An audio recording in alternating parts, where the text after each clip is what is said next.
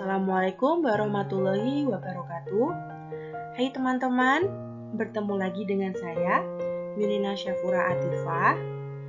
Di sini saya akan kembali membahas materi matematika mengenai geometri transformasi. Untuk poin-poin yang akan kita bahas kali ini mencakup yang pertama adalah contoh dari 1.17 dan yang kedua adalah contoh 1.18. Yang ketiga adalah teorema dari 1.7. Tidak usah berlama-lama, mari kita lanjut pada materi selanjutnya. Contoh 1.17. Nah, pada contoh ini diberikan sebuah lingkaran dengan jari-jari R dan pusat titik A pada bidang Euclid. Ditetapkan relasi T sebagai berikut. Untuk setiap P elemen V, P sama dengan Hi, sehingga AP dikalikan dengan AHI sama dengan R kuadrat. Nah, yang ditanyakan pada contoh kali ini adalah apakah T suatu transformasi? Nah, penyelesaian.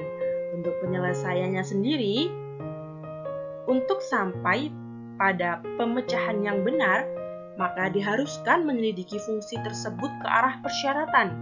Nah, persyaratan-persyaratannya adalah yang pertama, 1. T suatu fungsi dari V ke V.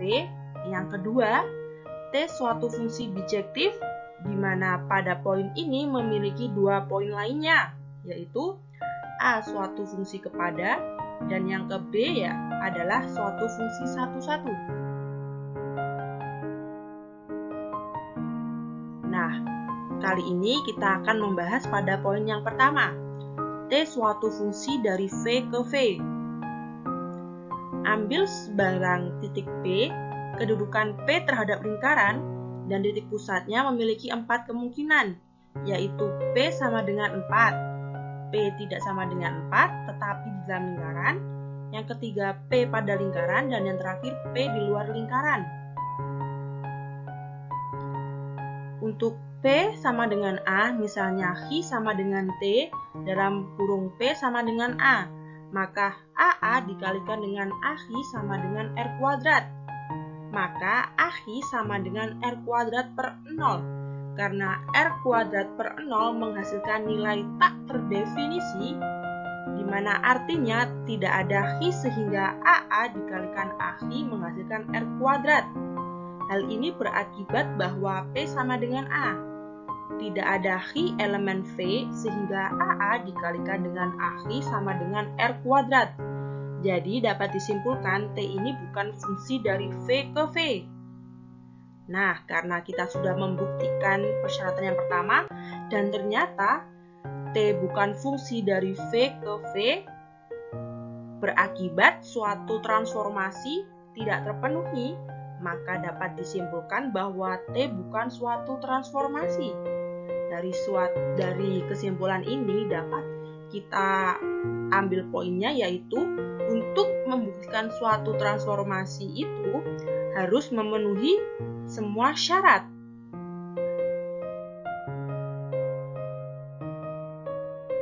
Nah, yang ketiga kita akan membahas materi mengenai contoh 1.18. Pada contoh ini, ambil transformasi T1 yang ditetapkan sebagai berikut. Misalkan V bidang Euclid, sedangkan A suatu titik tertentu. T1 ditetapkan untuk setiap P elemen V. Pada poin 1.1, jika P sama dengan A, T1 dalam kurung P sama dengan A, 1.2 jika P tidak sama dengan A. T1P sama dengan P aksen, dengan P aksen titik tengah dari garis AP. Selanjutnya kita ambil relasi T2 yang ditetapkan sebagai berikut. Misalnya, V bidang Euclid dan G suatu garis tertentu untuk setiap P elemen V. Nah, pada poin 2.1, jika P elemen dari G, T2P sama dengan P. 2.2 jika P bukan elemen dari G. T2P sama dengan P aksen, dengan P aksen titik tengah, ruas garis, tegak lurus dari P ke G. Selidiki apakah T2 ini suatu transformasi, dan apakah T1 bundaran T2 sama dengan T2 bundaran T1? Nah, untuk membuktikannya, mari kita lanjut pada slide berikutnya. Penyelesaian. Nah, untuk penyelesaiannya sendiri, kita menggunakan syarat-syarat seperti yang ada pada contoh sebelumnya. Syaratnya yang pertama adalah T kuadrat suatu fungsi dari V ke V.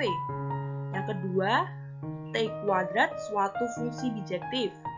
Nah, untuk T2 suatu fungsi bijektif memiliki poin T2 suatu fungsi kepada, dan yang terakhir T2 suatu fungsi satu-satu. Nah, kita bahas yang pertama dulu ya. Yang pertama adalah T2 fungsi dari V ke V. Berdasarkan poin 2.1, untuk setiap X anggota dari V dan X anggota dari G, maka X tunggal dari X oleh T2. Berdasarkan 2.2, untuk setiap X elemen V dan X bukan elemen dari G, ada tunggal garis tegak lurus kepada G melalui X. Hal ini mengakibatkan tunggalnya titik tengah ruas garis tegak lurus dari X ke G. Jadi, untuk X elemen V dan X bukan elemen G, ada tunggal peta anggota V yang memenuhi poin 2.2. Jadi, T2 ini suatu fungsi dari V ke V. Yang kedua adalah T2 fungsi bijektif. Untuk membuktikan T2 fungsi bijektif, maka kita harus membuktikan dua poinnya. Yang pertama, T2 fungsi kepada. Ambil sembarang Y elemen V apabila Y elemen G, ada prapeta Y oleh T2. Apabila Y bukan elemen G, ada tunggal garis L yang tegak lurus G melalui Y. Misalnya, anggota N sama dengan G irisan L. Akibatnya ada garis NY. Hal ini mengakibatkan ada ruas garis NX sehingga Y elemen dari NX. Dan YN sama dengan XY. Dari uraian di atas, ada X sehingga YX tegak lurus dengan G, dan Y sama dengan TX. Jadi dapat disimpulkan T2 fungsi kepada. Nah, yang kedua adalah membuktikan T2 sebagai fungsi satu-satu. Ambil dua sebarang X, Y, elemen dari V, sehingga X tidak sama dengan Y. Untuk setiap X, Y pada sisi yang berbeda oleh garis G, T2X tidak sama dengan T2Y, sebab T2X dan T2Y terletak pada sisi yang berbeda oleh garis G. Untuk lebih jelasnya lagi, silahkan melihat gambar yang telah disediakan di bawah ini.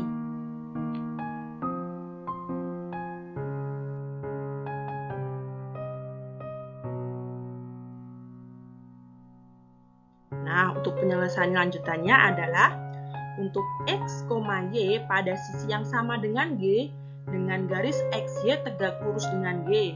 Karena XY ini tegak lurus dengan G, maka jarak dari X ke G ini dengan jarak Y ke G berbeda. Akibatnya, T2X ini tidak sama dengan T2Y, sebab jarak dari T2X ke G separuh jarak dari X ke G. Sementara itu, jarak dari T2Y ke G separuh jarak dari Y ke G. Untuk lebih jelasnya lagi, perhatikan gambar di bawah ini.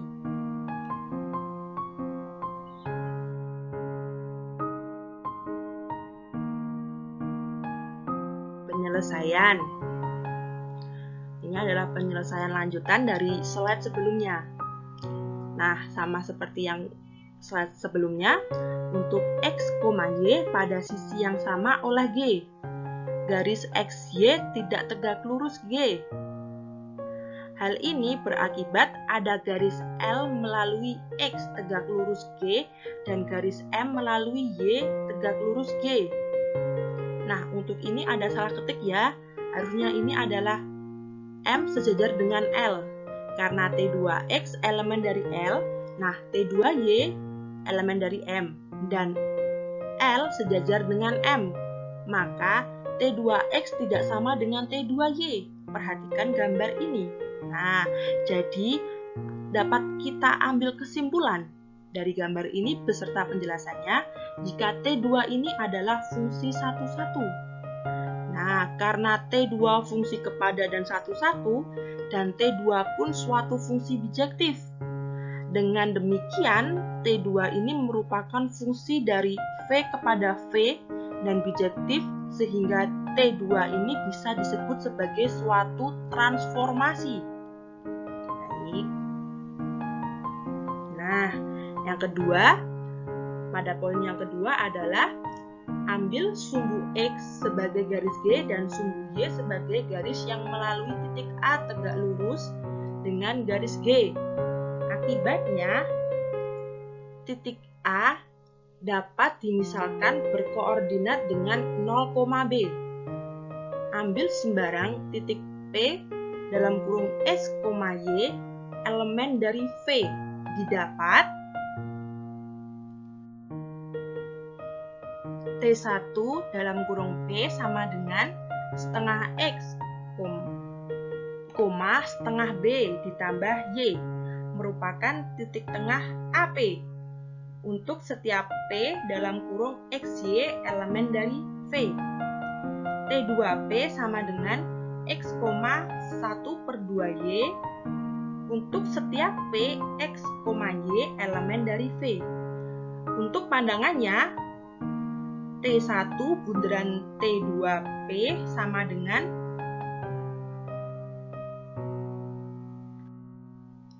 T1 dikalikan dengan T2P sama dengan T1 dalam kurung X, 1/2Y menghasilkan 1/2X, 1/2 dalam kurung B ditambah 1/2Y. Nah, yang kedua untuk T2 bundaran T1 dikalikan P sama dengan T2 dikalikan T1P sama dengan T2 dikalikan dengan setengah X, setengah B tambah Y.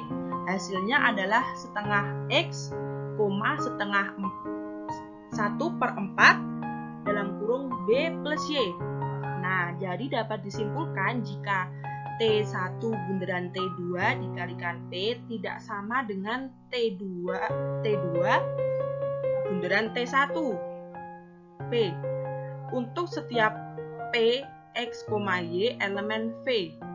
Maka itu T1 bundaran T2 tidak sama dengan T2 bundaran T1. Akibat dari contoh ini dapat ditarik kesimpulan bahwa komposisi transformasi tidak berlaku sifat komutatif.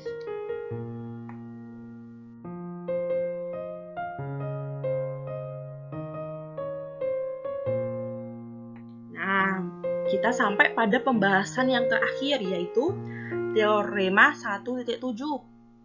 Nah, teorema pada titik 1.7 ini berisikan misalkan diberikan dua buah transformasi T1 dan T2, maka T1 bundaran T2 min 1 sama dengan T2 min 1 bundaran T1 min 1. Bukti dari teorema 1.7. Nah, untuk min 1 sendiri bisa dituliskan menjadi inverse. Nah, untuk buktinya adalah T2 inverse bundaran T1 inverse dikalikan dengan T1 bundaran T2, maka hasilnya menjadi T2 inverse bundaran T1 inverse dikalikan T1 dikalikan T2. Maka hasilnya menjadi T2 inverse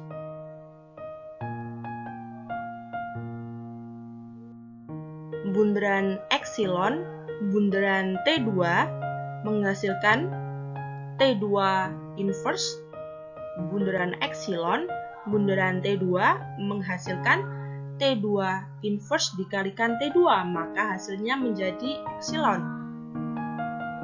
Yang kedua, kita akan membuktikan T1 bundaran T2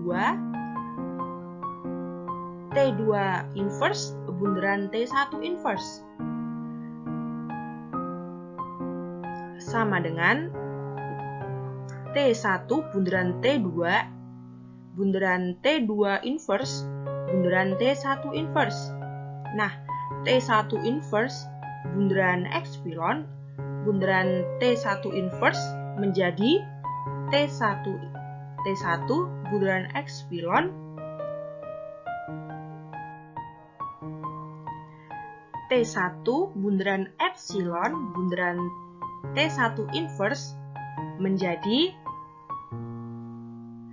T1 bundaran T1 inverse menghasilkan epsilon. Nah,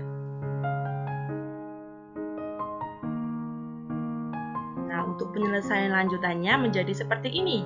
Jadi, T2 inverse bundaran T1 inverse sama dengan T1 bundaran T2 sama dengan T1 bundaran T2 sama dengan T2 inverse bundaran T1 inverse sama dengan epsilon.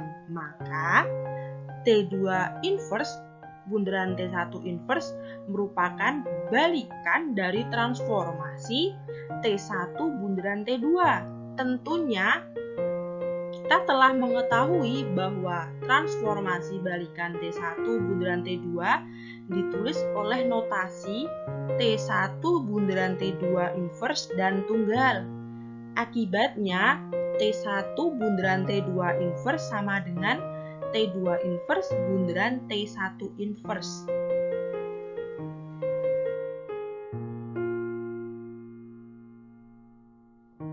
Baik, itu tadi penjelasan singkat dari saya. Jika ada kurang dan lebihnya, saya mohon maaf yang sebesar-besarnya.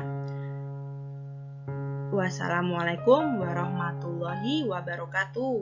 Jangan lupa di subscribe dan di like ya. Terima kasih.